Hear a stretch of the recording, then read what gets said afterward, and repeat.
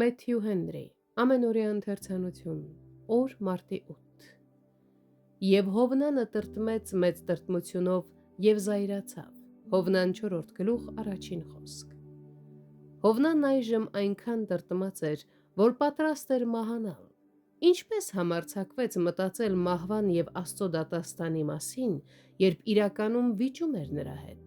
արդյոք սա ճիշտ մտածելակերպ էր այս աշխարհից հեռանալու պատրաստվող մարդու համար,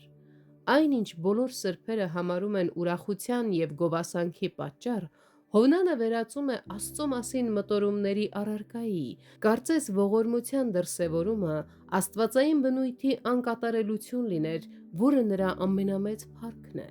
Տիրոջ գթառատությունն ու ողորմությունն է, որ մեզ բոլորիս փրկեց դժոխքից, Հովնանի մահ ցանկանալը հիմարության, կրքի և ուժեղ ապականության լեզուն է, նրա մեջ կար հպարտ, անբարյացակամ ոգու մնացորդ,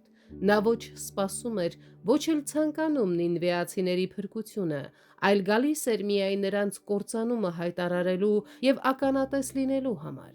նա իր սեփական մեղքերի համար պատշաճ կերպով խոնարհված չէր և չէր ուզում իր հեղինակությունն ու անվտանգությունը վստահել Տիրոջը,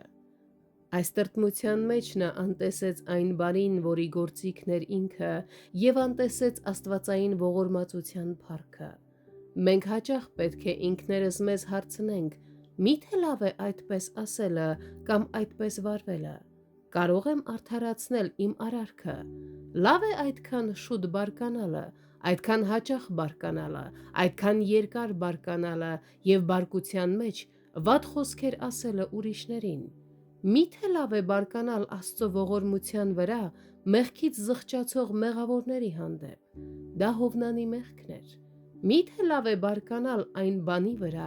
ինչը Աստծո փառքի և նրա արքայության վեհության համար է,